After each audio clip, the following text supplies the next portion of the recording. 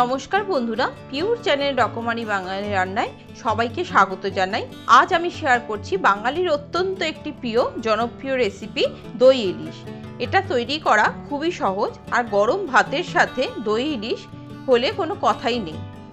দই ইলিশ একবার এইভাবে বানিয়ে ফেলুন, যার স্বাদ হবে দুর্দান্ত। আসুন বন্ধুরা, দেখে নিই রেসিপিটি। দই ইলিশ বানাতে আমি এখানে নিয়েছি 3 পিস বড় সাইজের ইলিশ মাছ। তাতে আমি হাফ চামচ হলুদ গুঁড়ো এবং হাফ চামচ নুন ভালো করে মাখিয়ে নিচ্ছি। নুন হলুদ মাখিয়ে মাছটা আমি 20 মিনিটের জন্য রেখে দেবো।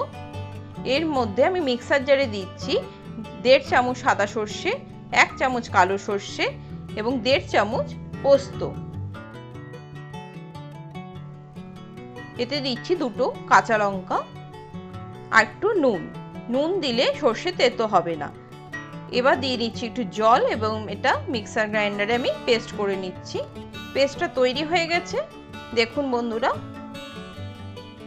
এবার আমি একটি পাত্রে নিয়েছি 1 কাপ দই। দইটা খুব ভালো করে ফেটিয়ে নিতে হবে।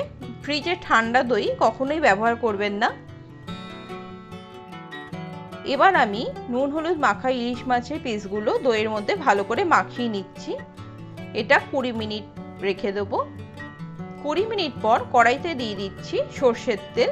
তাতে মেখে রাখা ইলিশ মাছের পিসগুলো আমি দিয়ে দিলাম।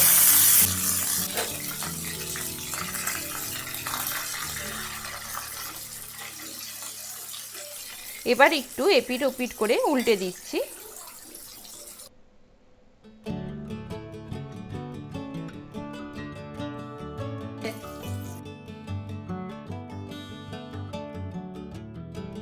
এবার বাটির বাকি দইটা আমি দিয়ে দিলাম।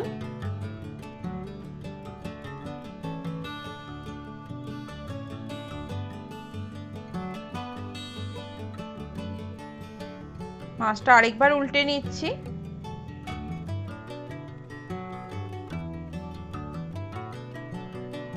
এরপর বেটে নেওয়া সর্ষে পোস্ত দিয়ে দিচ্ছি 2.5 চামচ। সাথে মিক্সার গ্রাইন্ডার ধুয়ে একটু জল দিয়ে দিচ্ছি। মশলাগুলো ভালো করে নেড়ে নিচ্ছি।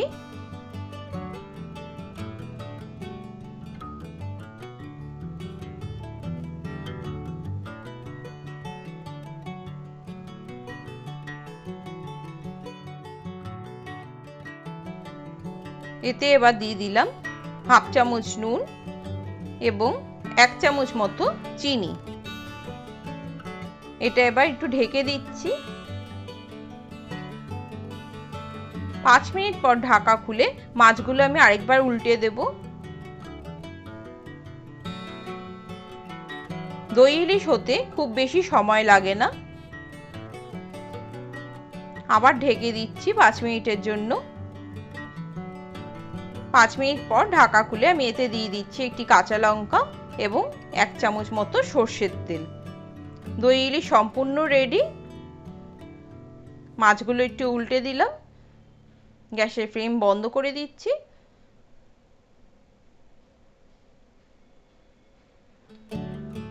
কেমন লাগলো বন্ধুরা আজকের আমার রেসিপি দই ইলিশ? আমায় কমেন্টস করে অবশ্যই জানাবেন। রেসিপিটা ভালো লাগলে অবশ্যই চ্যানেলটিকে সাবস্ক্রাইব করে নেওয়ার অনুরোধ রইল। আমার চ্যানেলে নতুন বন্ধুদের চ্যানেলটিকে সাবস্ক্রাইব করে নিতে বলবো, যাতে নতুন নতুন রেসিপির আপডেট আপনারা পেতে পারেন, এবং সাথে বেল আইকনটিতে অল প্রেস করে রাখবেন। এইভাবে তৈরি করে নিন দই ইলিশ, যার স্বাদ হবে দুর্দান্ত। সুস্থ থাকবেন, ভালো থাকবেন, রকমারি বাঙালি রান্না চ্যানেলের সাথে থাকবেন। নমস্কার।